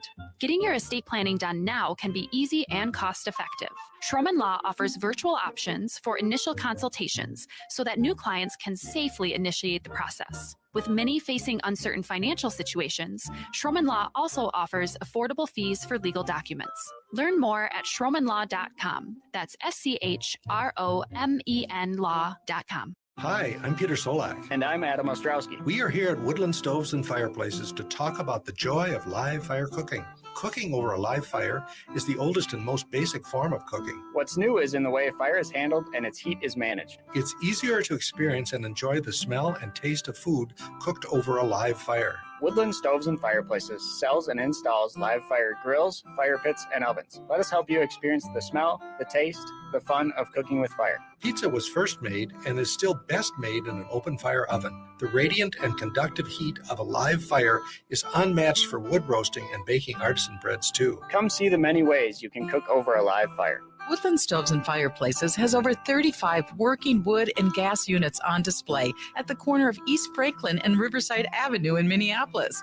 More information at woodlandstoves.com. Find the fire that works for you. Woodland Stoves and Fireplaces, out of the ordinary products and services since 1977. Winter is here, and there's a good chance your home isn't being heated efficiently. And it's likely because of air sealing and insulation problems. Inadequate attic insulation is the leading contributor to high energy bills, cold rooms, and ice dams. Great news, the energy-efficient pros at Snap Construction can fix it all. Stop the heat from leaking out and save. Call 612-333-SNAP or visit snapconstruction.com for your free infrared energy inspection. Install with Snap Construction and qualify for over $750 in rebates and incentives. State and city programs are now offering 0% financing for qualifying insulation upgrades. So call Snap Construction for your free insulation energy consultation and start saving on your energy bills. Call 612-333-SNAP. That's 612-333-SNAP. Or visit snapconstruction.com. Snap Construction is arguably the most well-reviewed insulation and exterior contractor in the metro area. Visit snapconstruction.com. Seward Co-op is now offering convenient self-serve and prepackaged hot options and salad bars at both the Franklin and Friendship stores. Breakfast items available daily until 11 a.m. and brunch served all day every Sunday. Their weekly lunch and dinner menus highlight cuisines from around the world. They offer vegan, vegetarian, and gluten-free options daily. 95% of the ingredients used are organic from small-scale, local community food producers whenever possible. More at seward.coop. The new year is here, and it's time to take advantage of Zero Res's best deal of the year. Carpets, tile, rugs, upholstery, basically every surface in your home can be Zero Resified. So it's time to call the cleaning pros at Zero Res, and don't forget your air ducts to help alleviate allergies or asthma. And it's also important to enjoy less dust, lower energy bills, and your home will stay cleaner longer. Zero Res is here to protect your biggest investment, your home. Why pay someone to clean your carpet if they're going to leave things behind that are going to make it dirty again quickly? Zero Res is the longest lasting and best clean. Schedule your appointment at zeroresminnesota.com or call 952-ZERO-RES, and don't forget to ask for the AM 950 special. Book now through January 31st and get 23% off all services. Call 952-ZERO-RES or go to zeroresminnesota.com today to book your appointment. The days are growing shorter and temperatures are getting colder. You know what that means. It's time to plan your unforgettable Eagle viewing trip with the National Eagle Center. Spend a Saturday afternoon with the experts viewing bald and golden eagles in the heart of Eagle territory. Travel by coach bus to multiple Eagle hotspots and receive engaging informational programming along the way. Trips last 4 hours and minimal walking is required. Learn more and register online today at nationaleaglecenter.org/eagle-viewing. With a look at your AM 950 weather, I'm Patrick Lilia. Cloudy tonight, patchy fog possible late with a low of 16, then cloudy on Tuesday with a high of 28. Hazel's Northeast offers the most creative comfort food you'll find for any meal of the day. Hazel's is located at 29th and Johnson in Minneapolis, minutes from 35W. More at hazelsne2go.com.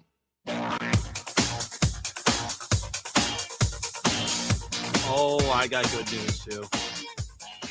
952-946-6205, 952-946-6205. It is the Matt McNeil Show.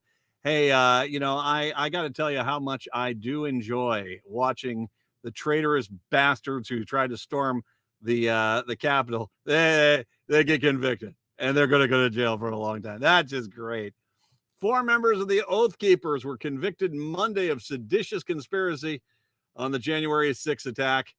The second major trial of far-right extremists accused of plotting to forcibly keep Donald Trump in power. The verdict against Joseph Hackett of Sarasota, Florida, traitor. Roberta Minuta of Prosper, Texas, traitor. David Morshell of Punta Gorda, Florida, traitor. And Edward Vallejo of Phoenix, traitor. Traitor. Comes weeks after a different jury convicted the group's leader, Stuart Rhodes, in the mob attack that halted the certification of President Joe Biden's electoral victory. It's another major victory for the Justice Department, which also tried to secure sedition convictions against the former leader of the Proud Boys and his 4 associates. The trial against Enrique Tarrio and his lieutenants opened earlier this month in Washington is expected to last several weeks. They're some of the most serious cases brought by far in the sweeping January 6th investigation, which continues to grow 2 years after the riot. The Justice Department has brought nearly 1,000 cases, and the tally increases by the week. Defense attorneys sought to downplay violent messages as mere bluster. I'm going to kill you. What, you're getting me arrested? I was just joking. Said the Oath Keepers came to Washington to provide security at events before the riot. They seized on, apparently for storming the Capitol. They stormed the prosecutors' lack. They seized on this prosecutor's lack of evidence that the Oath Keepers had an explicit plan stormed the Capitol. I will say this took 3 days to find them guilty, which, if you think about the charges they had to go through and the evidence they had to review, that is actually a pretty quick turnaround, but not nearly as quick as this absolute horrible piece of crud, Richard Barnett. This is the Arkansas jackass who was photographed with his feet propped on the desk of then House Speaker Nancy Pelosi's office, the U.S. Capitol. He was convicted on Monday of joining a mob attack on the building 2 years ago. The jury unanimously convicted him on all 8 counts of his indictment, including felony charges of civil disorder of obstructing of official proceeding, in 3 hours. That is literally like, okay, on first charge here, all guilty. Okay, second charge, oh, all guilty. Third charge, all guilty. All right, we're not even going to get the free subs. You would think they would slow it down just to get the lunch. Yeah, let's get some subs in here, and then we'll convict him. They did their job. He's scheduled to be sentenced in May. They basically did not remand him to custody, though, because they said that he's remained crime free. But 62 years old, he's going to jail for a while, and it couldn't happen to a nicer guy. I got some audio here. Now, if you're not following Scott McFarland, the CBS reporter, he's fantastic. He's been covering all this stuff from the get-go, and he really is a great authority. He was there, and as a matter of fact, you're going to hear a voice ask a question of, this is Barnett's lawyer, who looks like Popeye Doyle. He's wearing a Popeye Doyle hat, and he's outside the courthouse. Basically, he's going to talk about why he's arguing that this is not a jury of his peers. Patrick, if you've got that, go ahead and play that audio, please. What did you mean by they're not your peers? They look like American citizens who went to jury duty and got called? So let me answer that question. That's a very simple discussion. Washington, D.C., number one, it's not a state. Number two, he's not surrounded by a jury of his peers, a jury of people from Arkansas, a place where he came from, or a jury that has a political composition of anything that's like the rest of the United States. Washington, D.C. is something like 95, 96% Biden voters, right? So that we believe that plays a crucial role in the political factors that are ever present in these cases. We argued the need to change juries, to change venue extensively in this case, other cases as well. And everybody who's a January 6th that has been accused of a crime is looking to have their case heard somewhere else. Oh, how, yeah. Well, first of all, let me say this. Your guy was an absolutely horrible human being. I mean, let's just be honest. He's an absolutely horrible human being. Big O Barnett is just he's just, why can't I just kick open the door of the Speaker of the House and do this stuff?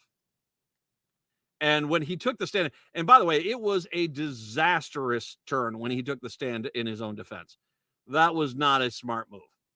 And by the way, I will say this, one of the things that's not being reported a lot in these cases is with every one of these convictions, there's so few of these guys that are getting off the hook.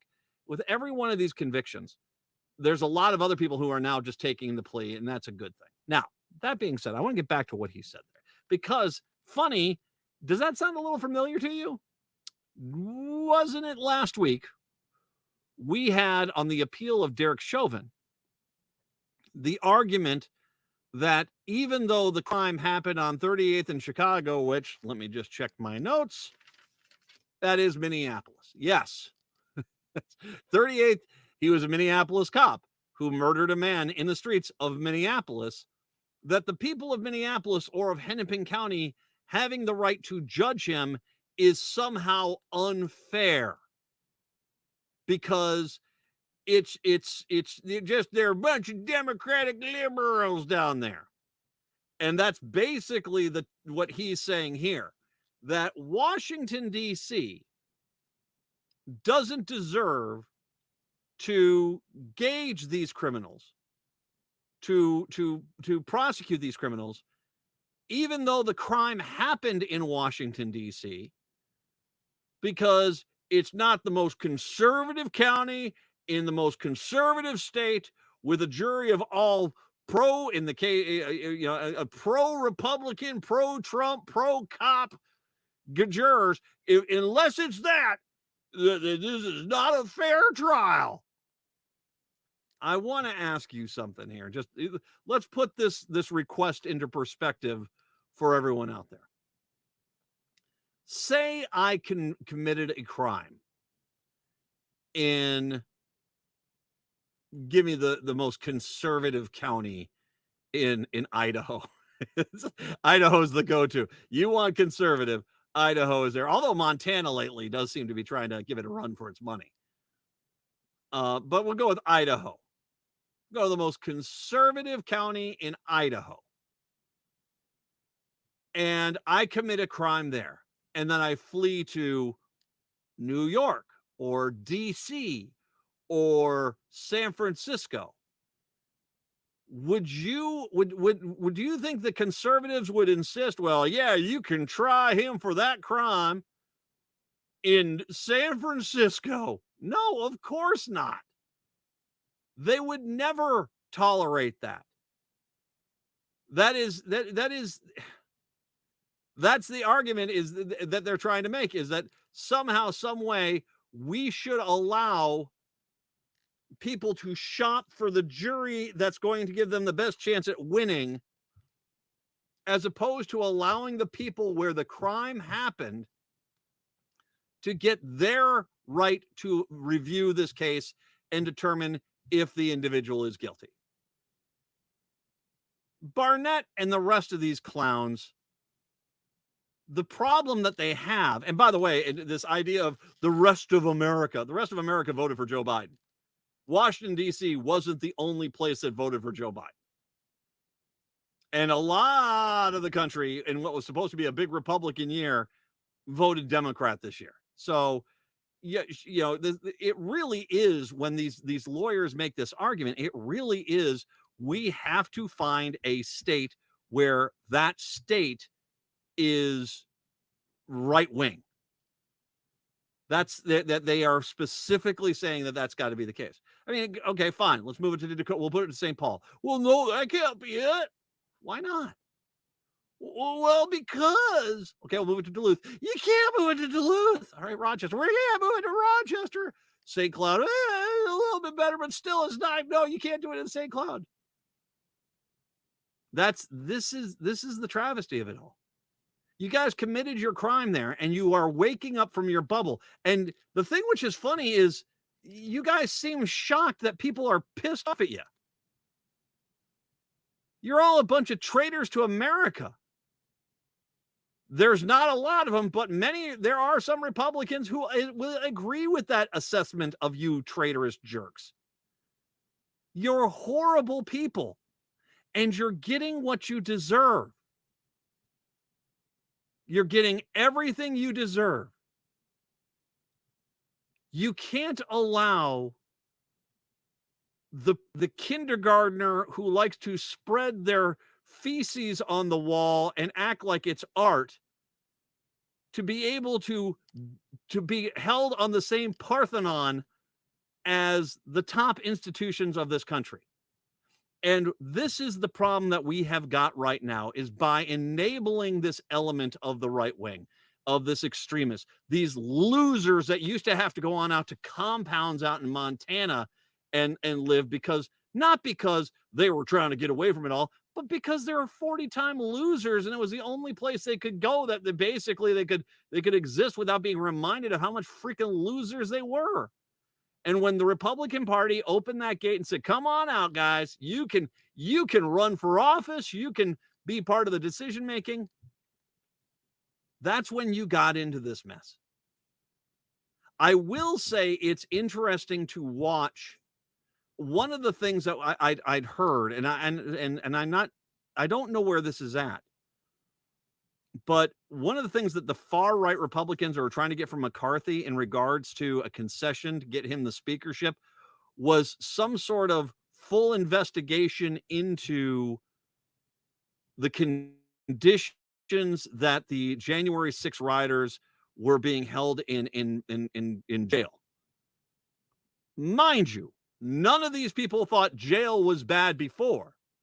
They didn't have any problem with jail prior to their guys going to it. And now all of a sudden, and they're not even trying to hide it. It's, well, our guys shouldn't have to be there with those people. No, you created a corporate penal system in this country that treats the prisoners of this country pretty freaking rough. And now that your guys are in there and you're realizing how rough it is, now all of a sudden you're calling it unfair. No, you're all traitors. You're all traitors. And frankly, I would lock you guys up for a long time and throw away the freaking key. I'm glad we got convictions on this guy. I'm glad.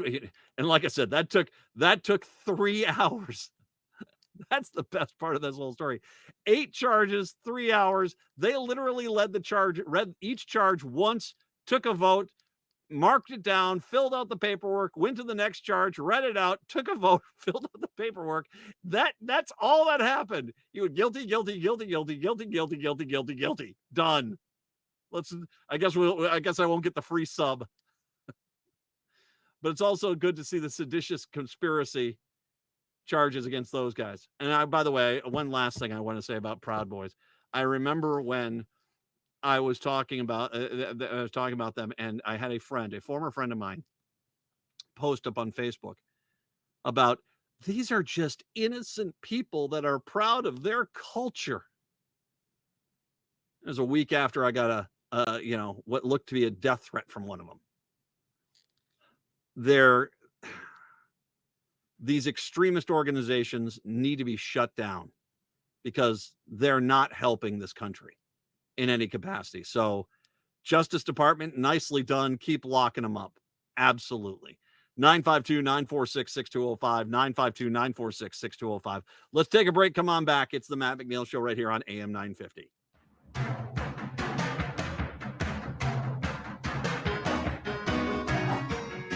This is Ross Stadheim, partner at MJSB Employment Justice. At our firm, we specialize in cases where our clients tried to do the right thing by reporting illegal or unethical conduct and were demoted or fired.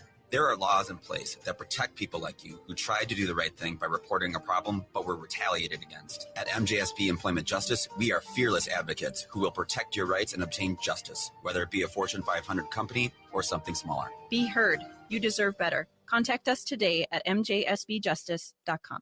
Do you have a car you no longer need but don't want to jump through all the hoops to sell yourself? Rudy Luther Toyota can help with their We Buy program. It's really simple. Go to rudyluthertoyota.com, click on the We Buy link, type in some basic information, and Rudy Luther will get you an instant and accurate offer. Then set an appointment, and after a quick verification of the vehicle, Rudy Luther will set up your payment with a check on the spot in most cases. We Buy. It's that simple. For more information or to sell your vehicle, head to rudyluthertoyota.com. That's rudyluthertoyota.com. Next Chapter Booksellers not only has a huge variety of books, but they also have many book clubs too. One is the Sci-Fi Fantasy Club. The inaugural meeting takes place Friday, January 27th at 5 p.m. at Next Chapter Booksellers in St. Paul. They'll be discussing Nick Harkaway's dystopian noir, Nomad. There's no final frontier for the Sci-Fi Fantasy Club at Next Chapter Booksellers. Join the last Friday of every month to uncover and rediscover forgotten classics and new adventures. Find more about the Sci-Fi Fantasy Club and other book clubs at nextchapterbooksellers.com. Don't drive too fast or you will miss Scott Jamama's Hot Barbecue. Scott Jamama's offers huge taste out of a little place. Located at 3 West Diamond Lake Road near the intersection of Nicollet Avenue and West Diamond Lake Road in Minneapolis, this tiny hole in the wall offers mouth-watering baby back ribs, grilled chicken, and half-pound pulled pork sandwiches. Don't forget to add the potato salad, spicy baked beans, twice-baked potatoes, and delicious desserts. Find their winter hours and full menu at scottjamamas.com. AM 950, the progressive voice of Minnesota. It's the Matt McNeil Show. Hey, Patrick, well, let me ask you a quick question. I hear about these court verdicts. It makes me want to go watch. I think the 3 best legal movies of all time. Paul Newman in The Verdict. Love that movie. Michael Clayton with George Clooney. Phenomenal. And then I always liked, well, it's A Few Good Men. I also like 12 Angry Men. That's always a pretty good one. Do you have one, a movie, a legal movie that you're a big fan of? I would have to think about it since you're kind of putting me on the spot, but Yeah. it's certainly an interesting genre, but it's not really one that I can say, yeah, that's that's my movie right there. I want you to do me a favor. And if you need it, I've got the DVD. I'll loan it to you. Watch The Verdict with Paul Newman. Phenomenal film. Phenomenal film. And yeah, and here's the one thing I think that sometimes makes these legal thrillers somewhat good is because the nature of a trial, you have kind of a continuing rise of tension, and the payoff generally can be really good. So I would go watch The Verdict, go watch Michael Clayton, or go, I think those are my two favorites. I really do like those. 952-946-6205. Governor Walz on Monday, as he basically said his budget proposals will include $300 million that would go to cities and counties for public safety. Walz unveiled a third of four pieces of his budget proposal, with the final piece coming tomorrow. Walz's budget includes a new statewide initiative to address violent crime, $4.5 million upfront and $1.5 million ongoing for grants to help local agencies buy body-worn cameras. Minneapolis Mayor Jacob Fry said in a statement the budget proposals would help bolster the city's approach to community safety, prioritizing police and 911 dispatchers recruitment and retention. Walz also proposed $1.5 billion for a housing budget that includes permanent funding to end veterans homelessness. Nice. Increase affordable housing and prevent homelessness. Once again, how many times during the campaign season, especially when Democrats of the day, we were talking to guys in the outstate Minnesota who are saying the problem we have is there is no affordable housing in many of these towns. You got to have this. So I'm hoping that some of this is going to be earmarked for rural Minnesota. Walz also proposed creating a Minnesota Care public option, which would allow people to buy into the state's public health insurance program for low-income workers. He also proposed more spending for combat with opiate crisis. Sweet Lord, Governor Walz, brilliant. Absolutely. Isn't that exactly what I've been calling for the farmers? Put a Minnesota Care option for the public out there so that the farmers can buy into it so they don't have to go work off the farm just to afford health insurance. Outstanding. I like that idea. Days after a 16-year-old boy was shot during a fight at the St. Paul Recreation Center, Walz proposed a gun control package. It includes universal background checks on all farm sales, extreme risk protection orders, which allow family members to petition for temporary orders to remove firearms from people who are a threat to themselves or others, raising the minimum age for purchasing military-style firearms to 21, and banning high-capacity magazines. There's just no darn reason we should have handguns in recreation centers. There's no reason to have handguns at the state capitol. Walz's gun proposals will likely face stiff opposition from Republicans in the legislature. Newly elected Democrats in greater Minnesota swing districts also have shown little appetite for gun control proposals.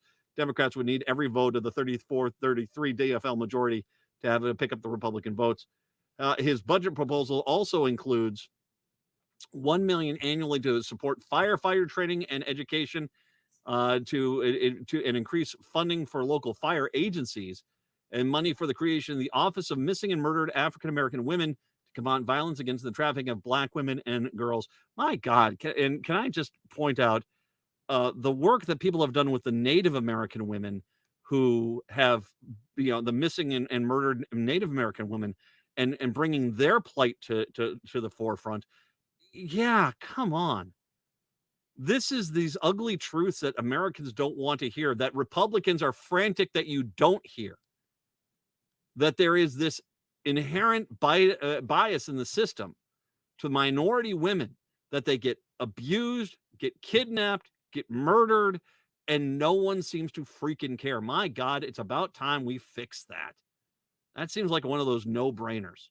Absolute no-brainers. Overall, I'm liking the idea of this.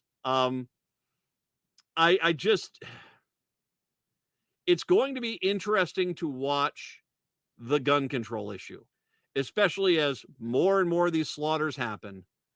How long will these moderate Democrats from outstate Minnesota hold up any kind of common sense gun laws? Because the reality is we shouldn't have these gun murders, and they do happen everywhere throughout the entire state. I'm hoping we get something done. kudos. Is Governor Walz listening to my show? Can I take credit for the Minnesota Care Public option? Because that's a good idea. I've been calling for that for about 6 years now. Make sure every farmer can buy in on that one. Minnesota Care Public option.